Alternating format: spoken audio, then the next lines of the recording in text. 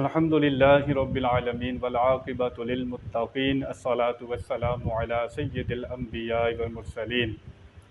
درس حدیث آپ سماعت فرما رہے ہیں۔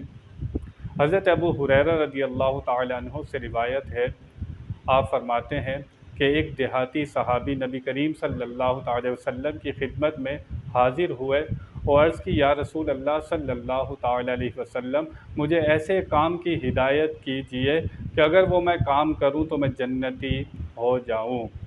صحابی ایسا عمل مانگ رہے ہیں، ایسا کام مانگ رہے ہیں کہ وہ اس پر عمل کریں تو کیا ملے؟ انہیں جنت ملے۔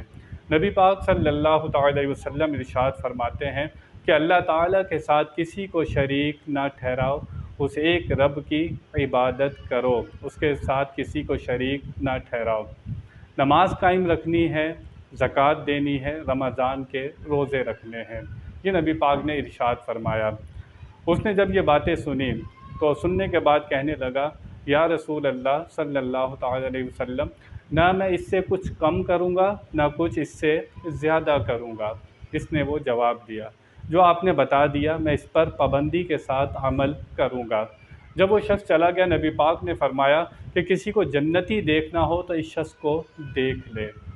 نبی پاک کو اللہ تعالیٰ کی عطا سے آپ جانتے تھے کہ اس کا خاتمہ ایمان پر ہوگا اور یہ پابندی کے ساتھ فرائض پر عمل بھی کرے گا، یہ نبی پاک اللہ تعالیٰ کی عطا سے جانتے تھے۔ آپ نے فرمایا کسی کو جنتی دیکھنا ہو تو اسے دیکھ لے۔ نبی پاک نے جنت میں جو جانے والے کام بتائے، یہ فرائض پر پابندی ہے، فرائض پر پابندی ہے۔ بہت سے لوگ وہ فرض کو اہمیت نہیں دیتے، واجب کو اہمیت نہیں دیتے، وہ نفل و مستحب کاموں کو اہمیت دیتے ہیں، لیکن فرائض کو چھوڑے ہوئے ہوتے ہیں۔ اس حدیث پاک سے ہمیں پتہ لگ رہا ہے کہ پہلی ہماری پیورٹی اور پہلی اہمیت، فوقیت ہمیں فرض کو دینی چاہیے۔ بہت سے لوگ فرض نماز ادا نہیں کرتے، نفل ادا کر رہے ہوتے ہیں، فرض زکوٰۃ ادا نہیں کرتے، صدقہ خیرات دے رہے ہوتے ہیں۔ بہت سے لوگ رمضان کے فرض روزے نہیں رکھتے، نفلی روزے رکھ رہے ہوتے ہیں۔ تو یہاں بتا دیا گیا کہ اگر جنت ملے گی تو فرائض کی پابندی سے ملے گی۔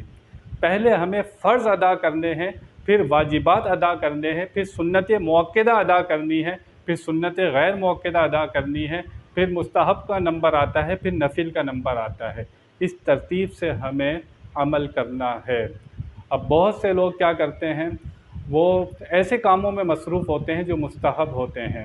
مثال کے طور پر پوری رات نعت خوانی کی، نہ عشاء کے فرض ادا کیے، نہ فجر کے فرض ادا کیے، اور صبح جا کر سو گئے۔ پوری رات نعت خوانی کرتے رہے، وہ سنت، وہ مستحب تھی، نفل کے درجے میں تھی، لیکن انہوں نے کیا کیا؟ وہ کام تو کیا جو مستحب تھا، لیکن انہوں نے فرض کو چھوڑ دیا۔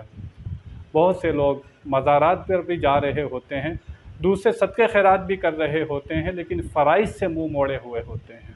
تو اس حدیث پاک سے ہمیں پتہ لگ گیا کہ پہلی ہماری اہمیت فرض ہونے چاہیے، جس کے فرض پورے نہیں ہوتے اس کے نفل بھی قبول نہیں ہوتے۔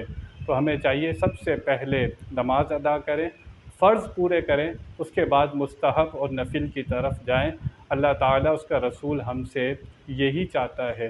نماز کا 700 مرتبہ قرآن پاک میں حکم دیا گیا ہے، 700 مرتبہ، اور زکوٰۃ کا کتنی دفعہ حکم موجود ہے، اور رمضان کے روزے کا بھی حکم موجود ہے۔ تو فرض کی طرف ہمیں اہمیت دلائی گئی ہے، تو ہمیں خیال کرنا ہے کہ سب سے پہلے ہم وہ کام کریں جو اللہ رسول نے ہم پر فرض کر دیے اور واجب کر دیے۔ یہ سب سے پہلے ہمیں یہ کام کرنے ہیں۔ اللہ تعالی ہمیں سمجھنے کی توفیق عطا فرمائے۔ وآخر دعوانا ان الحمد للہ رب العالمین۔